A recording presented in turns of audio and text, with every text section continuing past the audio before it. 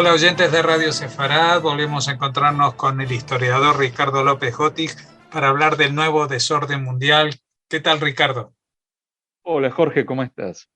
Bueno, esto es como quien dice vivir la historia en directo, porque estamos contando una guerra de la que seguramente se hablará en muchos libros en el futuro,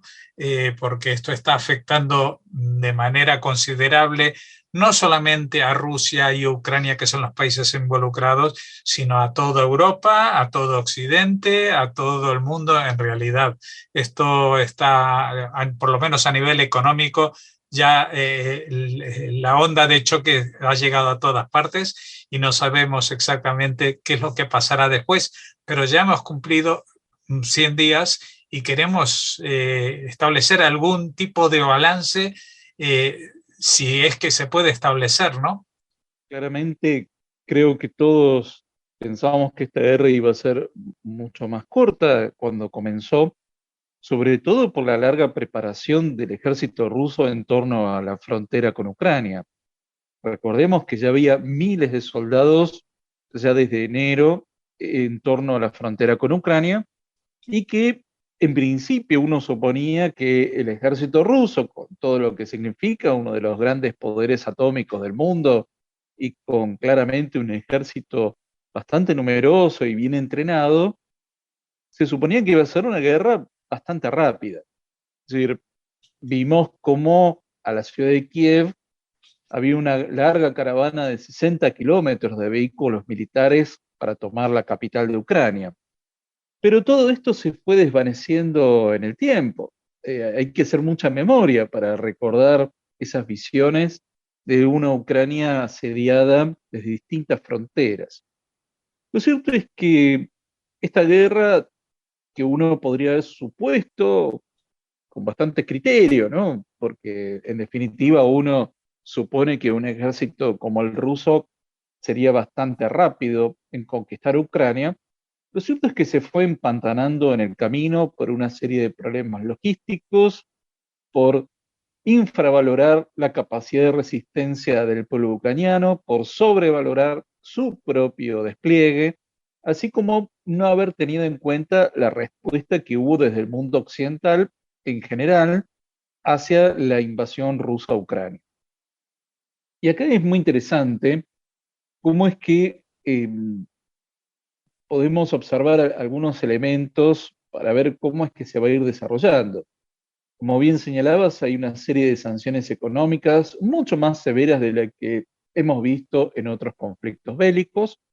sobre todo porque hoy hace mucho más efecto en una economía mucho más interdependiente. Esta idea de que precisamente el libre comercio y la división internacional del trabajo haría más difícil las guerras, porque al estar todo el mundo interconectado, esto se hace muy caro llevar adelante un conflicto. Verdaderamente lo estamos viendo, porque la economía rusa, que no es una economía plenamente desarrollada, pero está teniendo un golpe bastante duro para su población, y esto lo vamos a ir viendo cómo se incrementa en el mediano y largo plazo, y que va a hacer que esta guerra vaya perdiendo popularidad y vaya perdiendo sentido para el gobierno de Rusia, porque van a ser más las pérdidas que las eventuales ganancias. Por otro lado, es muy interesante cómo es que esta guerra la estamos viendo en tiempo prácticamente directo. Si bien la primera guerra que vimos televisada en tiempo real fue la Guerra del Golfo en 1991, cuando veíamos a través de CNN cómo es que se bombardeaba la ciudad de Bagdad en esa guerra, lo cierto es que ahora tenemos un vínculo mucho más directo a través de las redes sociales, es decir, a través de Instagram, de TikTok, de Twitter, vamos viendo en tiempo real cómo es que las personas comunes, la gente corriente, va transmitiendo esta guerra. De modo que hay distintas fuentes de información y de conocimiento sobre lo que acontece en el terreno,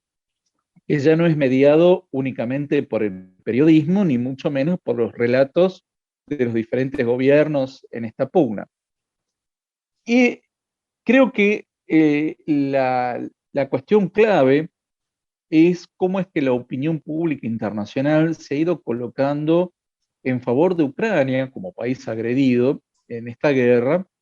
y que en esto es bastante diferente a lo que aconteció en la guerra de Yugoslavia, porque uno podría compararla con justamente una guerra después de la Guerra Fría, como fue la de Yugoslavia, también en el continente europeo, en el que era mucho más compleja, primero porque había muchos más actores participando en ese mosaico étnico tan particular que tiene la ex Yugoslavia, pero en este caso está bastante claro quién es el agresor y quién es el agredido. Más allá de que podemos discutir la forma de gobierno de Ucrania, la corrupción, la falta de transparencia que ya venía desde varias décadas anteriores, pero eso de ningún modo justifica una invasión militar. Y es muy interesante cómo inmediatamente acá estamos viendo cómo es que empiezan los testimonios del genocidio, de los crímenes de guerra, los crímenes contra la humanidad que se están cometiendo. Es decir, se están multiplicando los testimonios y esto habla de que hay mucha más conciencia sobre el derecho internacional, que si bien es muy difícil de aplicar y de poner en práctica, pero tenemos el Tribunal Penal Internacional, es decir, que puede actuar porque, en definitiva, Ucrania es uno de los signatarios de esos tratados internacionales. Con lo cual, no solo los gobiernos son actores, sino que también todo delito que cometa cualquier persona individual puede ser sometida a los tribunales penales de esta índole. ¿Cómo va a continuar esta guerra? Porque es lo primero que uno se preguntaría, ¿cómo es que va a continuar? Yo creo que esta guerra se va a prolongar en el tiempo, lamentablemente. Creo que hay que prepararse para el peor escenario, que es una guerra extensa, localizada en las regiones de Donetsk y Lugansk. No va a ser una guerra generalizada en toda Ucrania, en principio. Creo que el propio ejército ruso y el poder en el Kremlin están encontrando su propio límite al estar ya viendo cómo es que pueden tomar el control de estas regiones que son las rusoparlantes. Y acá hay algo muy interesante a tener en cuenta, y es que si esas regiones, la popularidad de Rusia y el deseo de anexarse a Rusia fuera tan fuerte, prácticamente no habría conflicto. Es decir, hubiese sido un simple paseo militar, hubieran anexado esos territorios con el enorme apoyo de la población local, y esto no lo estamos viendo. Es decir, evidentemente hay un deseo, es muy difícil calcular, pero hay un deseo mayoritario de la población de habla rusa que quiere formar parte de Ucrania, porque ahí vamos a ver cómo es que esto se va a ir desarrollando en los próximos tiempos. Pero yo creo que ahí hay una falta de apoyo local de la población que hace que esta guerra se vaya extendiendo en el tiempo, y nos cabe entonces preguntarnos si esta alternativa que algunos líderes han barajado, de esta posibilidad de que el gobierno de Ucrania diga, bueno, Lugansk y Donetsk, que sean anexados por Rusia o que constituyan estas pseudo repúblicas populares, pero que sea un territorio que se pierde. Lo cierto es que yo creo que ahí hay varios analistas y líderes europeos e internacionales que se están apresurando en hacer un diagnóstico, porque muy probablemente si hubiese un plebiscito de carácter libre, yo creo que no le sería fácil a Rusia lograr el apoyo mayoritario a una eventual anexión o la declaración de independencia de estados títeres que serían completamente vasallos del Kremlin. Con lo cual, yo creo que esta guerra se va a ir prolongando con consecuencias de largo plazo, no solo económicas, sino también humanitarias, y lo que va a significar en un nuevo tablero geopolítico, que como hemos visto, ya las candidaturas de Suecia y Finlandia para ingresar a la OTAN son una señal de que los tiempos vienen mucho más complejos de lo que en principio hubiéramos imaginado el 23 de febrero del 2022. Bueno, supongo yo que también a estas personas, los rusoparlantes de estas zonas orientales, de lo que se llama el Donbass, igual no es tanto que no quieran pertenecer a la Federación Rusa, sino estar bajo el control del actual presidente de la Federación Rusa, ¿no? Porque me imagino que con otra Rusia, con una Rusia más idealizada, pues sí que estarían a favor, o con incluso con el mismo presidente, pero de hace 7, 8 años, ¿no? Con el Putin que más o menos conocía la comunidad internacional, porque digamos que esto yo creo que también ha sido una sorpresa para muchos. Sabíamos que era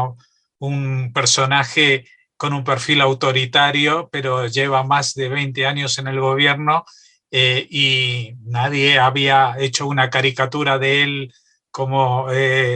se hacía de Hitler, ¿no? En cuanto asumió el poder, que iba a arrollar Europa y ya se le veían las maneras. A Putin parece como que todavía hay mucha gente que le sorprende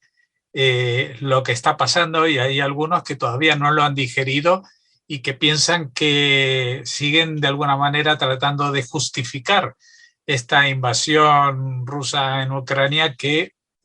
evidentemente si tuvo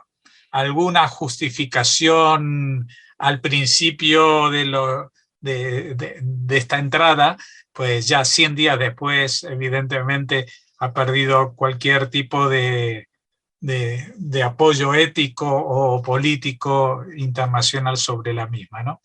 Pues seguiremos revisando esta historia un poquito para adelante y después para atrás para saber qué es lo que está pasando ahora mismo. Muchas gracias, Ricardo López Gotti, y hasta la próxima. Muchas gracias, Jorge. Como siempre, un gran saludo a la audiencia de Radio Sefarad.